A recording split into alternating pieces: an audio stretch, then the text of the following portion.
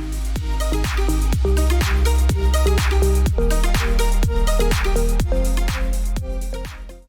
everyone, today's recipe is a really special one to me. It's one that I grew up making with my mother. Now, cooking wasn't really my mom's passion. Her passions were poetry and painting. But this recipe brings poetry and baking together. So, quick backstory. When I was in high school, my English teacher did a poetry lesson right before winter break, reading Dylan Thomas's A Child's Christmas in Wales. I still have the book from then. And she also baked this cranberry walnut bread for our class. So when I went home and told my mom about that, she was over the moon. Dylan Thomas was one of her favorite poets. So we found the recipe, and every year we made this around Christmas time. And Mom's been gone for, 10 years now. I can't believe it. But I still make this recipe every year. And I always think of her whenever I do. Maybe it will become a family tradition for you as well. It is totally delicious, and it is totally achievable. So the first thing that you're going to want to do for this recipe is chop up your cranberries. You can use frozen or fresh. This time of year I always like to use fresh, but you can make this any time of year and use frozen. It's perfectly fine. This is the most time-consuming part of this whole recipe, so before you even heat up that oven, go ahead and start chopping your cranberries. Just set aside some time, know you're going to do this, and get this done first before you do anything else. You might have heard me on other videos say that our oven is a little wonky, and I find that most people's are actually. So our trick is that we just have this handy dandy little thermometer that we stick in the oven. Alright, so we're going to start by mixing together 2 cups of flour and 1 cup of sugar. I normally actually just do this in a big bowl, but I thought for today, why not use my trusty mixer? It's getting more use than it has in a long time since I've been doing these videos, so that's a good thing, in the words of someone else who does cooking.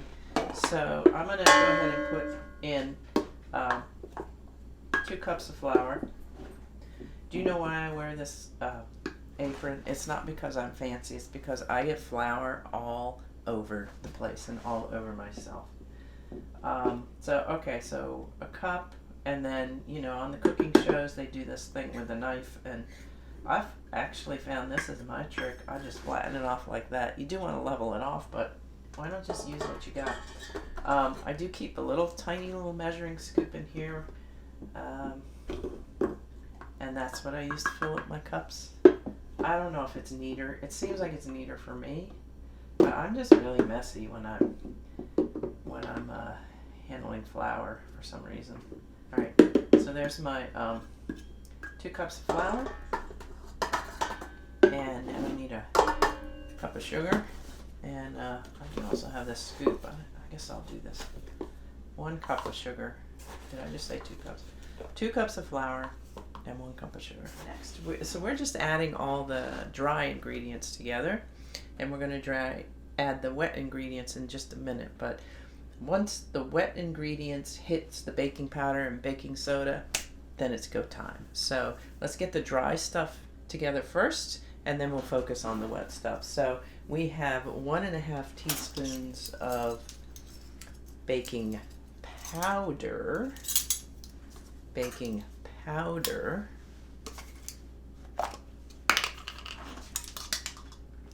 Does anyone else ever get confused when you're baking and have to do a million double takes? Was that baking powder or was that baking soda? 1.5 tablespoons of baking powder, and 1/2 teaspoon of baking soda. Baking soda, the all-purpose product. I use this around the house for cleaning all the time. Not this box, but sometimes this box actually. So 1/2 teaspoon of baking soda, and a teaspoon's more than a pinch, but I don't even measure this one. That's about that much salt that I put in there. And I don't know why we keep our salt in this adorable little thing. We started doing it many years ago, and We just still do. So I'm just going to mix that up a little bit. So this is something that I just learned this year after decades of making this recipe. I've always made it as one big loaf, which you absolutely can do. But this year I thought, you know what?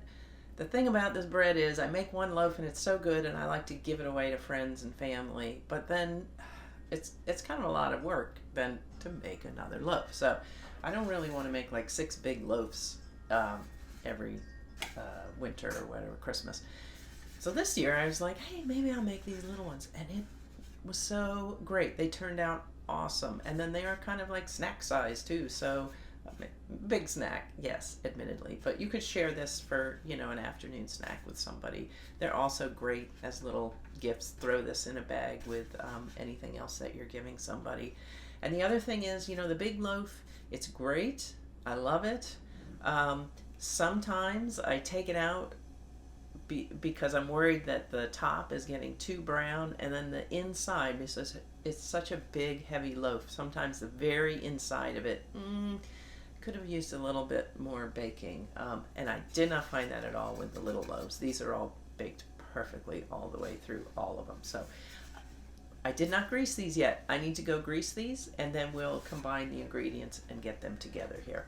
So pan's all greased. We are ready to start putting the wet ingredients in with the dry. So I've got my flour, my sugar, my baking powder, my salt, my baking soda, all mixing together in there.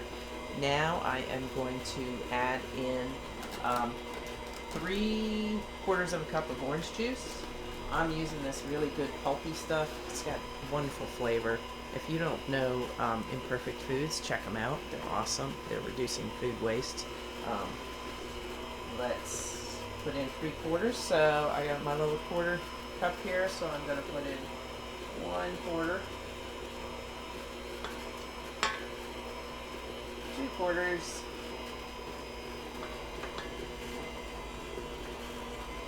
and 3/4. Alrighty. And a little orange juice on the counter for good measure. Alright.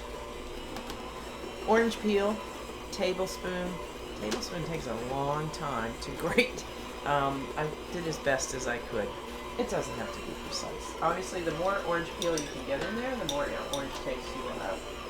I'm going to put in now 2 tablespoons of shortening. I'm just using Smart Balance. Use whatever if you want. You could use like Crisco or something like that if you wanted. So I'm doing tablespoons like this. So there's our 2 tablespoons of shortening. As I said, I'm using Smart Balance. You could use your shortening product of choice. I'm going to give that a little mix. All right, next I'm going to put in a well beaten egg. You just want to make sure that you get it kind of well beaten before you throw it in there. How fast does your dog come into the kitchen when you take an egg container out of the refrigerator? Mine is about 0.3 seconds. Okay, so now we're going to put the batter into this little 8-pan loaf. And one big loaf turns out to be just about the right amount for 8 of these little mini loaves. So I don't have a precise measurement for this. I just know that I want to make, you know, have every little loaf be about the same amount. So I'll go through this a couple times, but I'm going to go through it once and just make sure each loaf has about, you know, the same amount, and then I'll just go through again and keep kind of adding it in there. It's gonna kind of level it out. Sam, all right. So while Sam continues to bark, this is ready to go into the oven. Thanks, Sam. So these have been in for about 20 minutes. Let's take a peek and see how they're doing. Ooh, they look good. You know what I'm going to do? I am going to spin these around, and they're going to be perfect. Okay, so these have cooled now for about 15 minutes, and now we're going to get them out of the pan. I love this little offset spatula that I got. I think it's originally for like spreading cakes and stuff, but it's great for getting things out of old pans like this. So I'm just going to pop that in there, and oh, look at that. So this is still really, really hot. So I'm going to take these out, and I'm going to let them cool on this rack here, and let them cool completely before I wrap them up. You can wrap them up in tin foil, put them in a container, plastic wrap, however you want. But that's it. So enjoy. It's completely achievable.